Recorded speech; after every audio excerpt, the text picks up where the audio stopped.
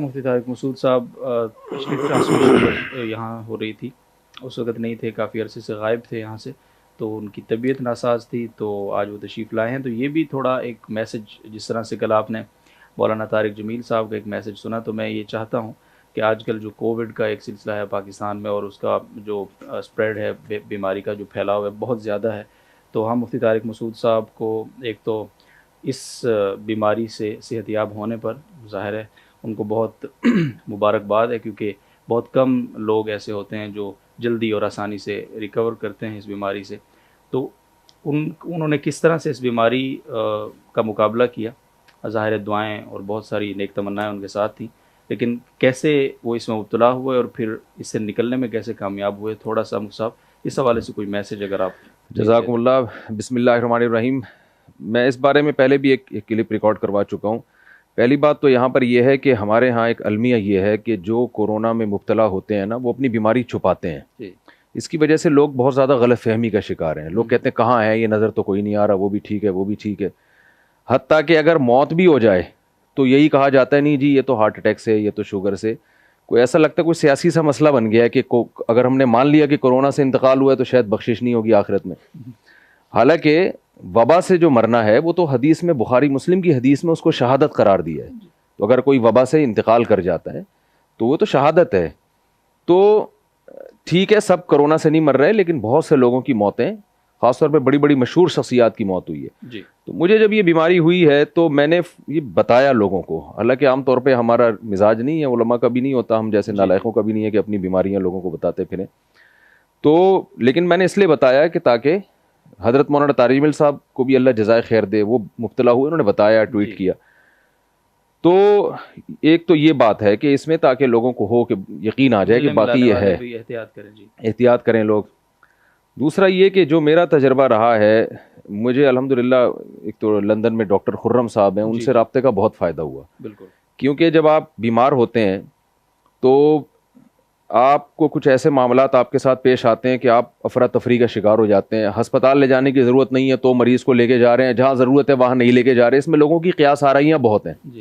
کچھ لوگوں نے یہ فرض کیا ہوا ہے کہ جی ہاسپٹل نہیں جانا، ہاسپٹل نہیں جانا، کچھ بھی ہو جائے۔ وہ مرا اس وجہ سے کہ ہسپتال گیا تھا، ڈاکٹر نے انجیکشن لگا دیے تھے وغیرہ وغیرہ۔ اور کچھ ایسے کہتے ہیں کہ ہسپتال تو جانا ہی جانا ہے، حالانکہ وہاں جانے کا بعض صورتوں میں کوئی فائدہ نہیں ہوتا۔ تو وہ اللہ ان کو جزائے خیر دے، ان کی ریسرچ بھی ہے۔ تو انہوں نے مجھے ایک وہ بتایا تھا کہ آکسیجن کی ایک ڈیوائس آتی ہے آکسیجن چیک کرنے کی۔ ہاسپٹل جب جانا ہے جب آکسیجن لیول آپ کا ڈاؤن ہو جائے، 95 سے یا 94 سے کم ہو جائے، تو وہ رکھیں اپنے پاس جب تک یہ بیماری چل رہی ہے۔ تو اگر وہ آکسیجن لیول ہے تو جانے کی ضرورت نہیں ہے۔ کوئی اور اگر کوئی ہارٹ پیشنٹ ہے تو الگ بات ہے، تو یعنی نارمل آدمی تو بظاہر تو ہم نارمل ہی ہیں الحمدللہ۔ تو مجھے فیور نہیں ہوتا الحمدللہ، ذرا سا گلا خراب ہو اور بہت زیادہ بھی ہو، لیکن مجھے ذرا سا گلا خراب ہوا، بخار ہو گیا، سردی لگنے لگی، تو مجھے اندازہ ہوا کہ یہ کچھ اب نارمل سے حالات ہیں جو پہلے کبھی ہوئے نہیں۔ تو محلے میں ایک دو لوگوں سے مشورہ کیا، انہوں نے کہا کوئی ضرورت نہیں ہے کووڈ کا ٹیسٹ کروانے کی، یہ سب آج کل وائرل پھیلا ہوا ہے۔ تو میں نے کہا جب اس سے زیادہ پھیلا ہوا ہوتا ہے تو ہمیں نہیں ہو رہا ہوتا، اب اتنا پھیلا ہوا نہیں اور ہمیں زیادہ پھیل گیا ہے، تو یہ سمجھ میں نہیں آیا۔ تو میں نے احتیاطاً ٹیسٹ اس لیے کروایا تاکہ پھر ان احتیاطوں پر عمل ہو۔ تو ٹیسٹ بھی آغا خان لیبارٹری سے کروایا تاکہ رزلٹ میں ذرا ایکوریسی ہو، تو پازیٹیو تھا۔ تو 2 دن میں بیمار رہا ہوں، لیکن اس کے بعد 10 دنوں تک جو کمزوری محسوس ہوئی ہے اور زبان کا ذائقہ، اور 1 ہفتے کے بعد سونگھنے کی حس ختم ہو گئی تھی۔ حالانکہ جب یعنی زیادہ بیماری پیک پر تھی تو حس برقرار تھی، لیکن 1 ہفتے کے بعد ایسے حس ختم ہوئی ہے کہ گھر میں بڑا بہترین سا کھانا پکا تھا، خوشبو اڑوس پڑوس میں خوشبو جا رہی تھی، تو مجھے نہیں آ رہی تھی۔ تو میں نے جا کے باقاعدہ دیگچے میں ڈھکن کھول کے سونگھنے کی کوشش کی ہے مجھے، کیونکہ میں سمجھ رہا تھا کہ جب یہ بخار ہوگا، اٹیک ہوگا، تو اس وقت یہ حس ختم ہوتی ہے۔ ڈاکٹروں سے رابطہ بے احتیاطی کی آپ نے؟ ہاں جی، نہیں، اس میں سونگنے میں ہم نے سانس نہیں لیا، صرف کھینچا ہے اندر جی، صرف کھینچا ہے اندر، سانس اندر پھینکا نہیں ہے۔ یہ احتیاط ہم کر رہے تھے۔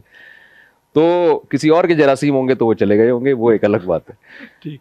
تو ڈاکٹر نے بتایا کہ یہ جو سونگنے کی حس کا ختم ہونا، یہ کوئی کورونا کی لازمی علامتیں نہیں ہیں، کسی کو کچھ ہوتا ہے، کسی کو کچھ ہوتا ہے۔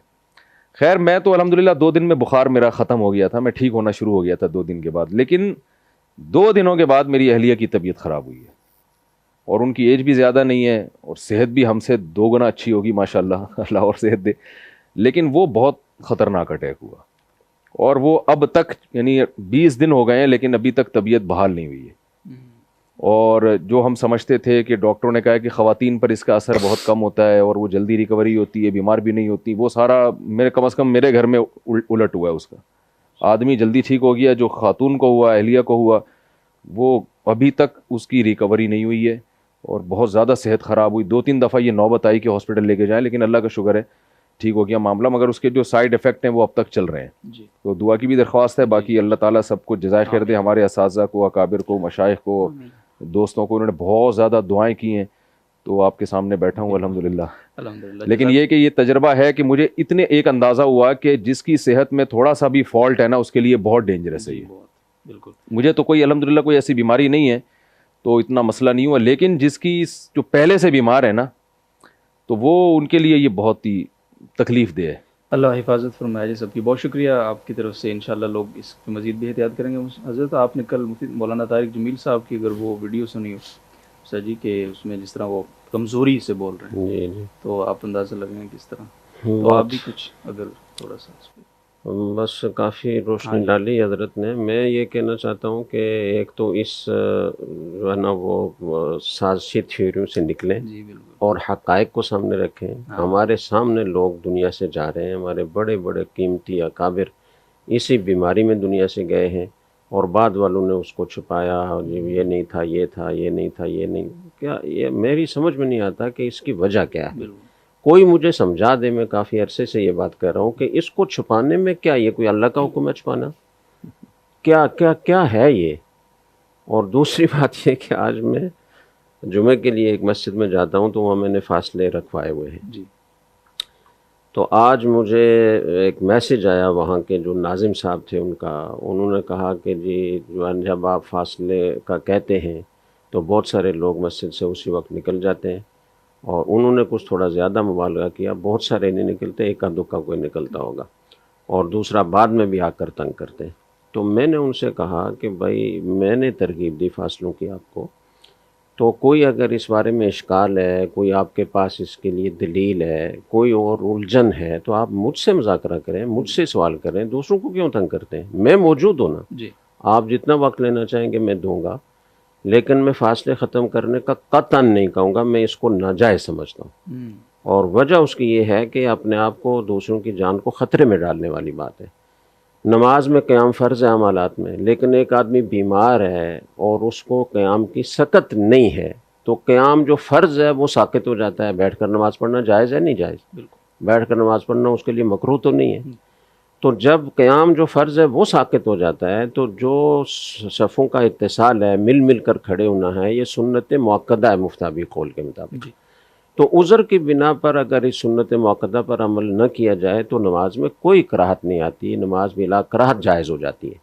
پھر میں نے ان سے عرض کیا کہ جو پہلی لہر آئی تھی اس وقت دارالعلوم کراچی میں اجتماع ہوا تھا، اور اس میں درجنوں مفتیان کرام شہر بھر کے دارالافتاء سے جمع ہوئے تھے، اور اس میں سب نے اتفاق رائے سے یہ فتویٰ لکھا تھا کہ فاصلے کے ساتھ نماز پڑھنا جائز ہے اور فاصلے رکھے جائیں۔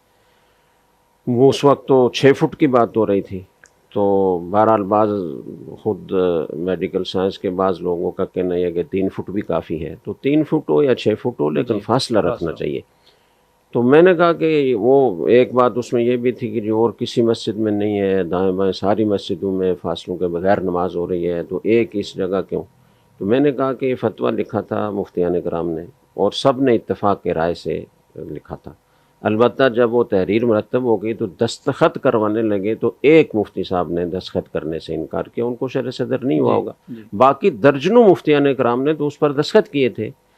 تو یہ سارے جاہل ہیں، آپ لوگوں کو زیادہ فتوے کا پتہ ہے، وہ مفتیان کرام کو نہیں پتہ کہ نماز مکروہ ہوتی ہے یا نہیں ہوتی۔ آپ کا کام تو مفتی سے پوچھ کر چلنا ہے، اور پھر یہ کہ دائیں بائیں نہیں ہو رہی تو سوال ان پر ہے، اشکال ان پر ہے کہ جب مفتیان کرام نے میڈیکل سائنس کے ماہرین سے مشورہ کر کے اور حکومت کو ساتھ شامل کر کے تینوں اسٹیک ہولڈرز نے اتفاق کی رائے سے ایک فیصلہ کیا، تو اب جو اس کے خلاف کر رہا ہے اس پر اشکال بنتا ہے نا، ہم پر تو اشکال نہیں بنتا۔ میڈیکل سائنس کے ماہرین نے کہہ دیا کہ اب فاصلے کرنے کی ضرورت نہیں ہے، وہ تو اب بھی چیخ کر کہہ رہے ہیں کہ فاصلے رکھیں، احتیاطی تدابیر پر عمل کریں۔ بات بہت لمبی ہو جائے گی، میں نے پھر اور احتیاطی میں کئی دفعہ وہاں گفتگو کر چکا ہوں، تو میں نے ان سے کہا کہ جب سردی شدید ہوتی ہے، باہر جھکڑ چل رہے ہوتے ہیں، طوفانی ہوائیں ہوتی ہیں، تو آپ بغیر کچھ پہنے آپ بھاری کپڑوں میں باہر نکلتے ہیں؟ نہیں نکلتے نا، اس لیے کہ ظاہری اسباب کے درجے میں وہ نقصان پہنچائے گی وہ ہوا آپ کو۔ تو بالکل اسی طرح ہارٹ کا کوئی مریض ہے اگر، تو وہ کیا صبح و شام بروسٹ کھاتا ہے اور مرغن غذائیں کھاتا ہے؟ کوئی بلڈ پریشر کا مریض ہے تو چمچے بھر بھر کے کھانے میں ڈال کر کھاتا ہے؟ کیوں نہیں کھاتا؟ احتیاط کے خلاف ہے، اسباب کے درجے کی چیز ہے، لیکن آپ ان سب اسباب کو اختیار کرتے ہیں، ان سب احتیاطوں پر عمل کرتے ہیں، اور شریعت کا حکم بھی یہی ہے۔ تو یہاں آ کر کیا ہو جاتا ہے؟ بالکل یہ بھی تو اسی درجے کی چیز ہے نا کہ احتیاطی تدابیر پر عمل کریں، اسباب کے درجے میں نظر اللہ پر رکھیں۔ بے شک، تو اللہ تعالیٰ آمین، ہماری قوم کو سمجھ عطا فرمائے۔ آمین۔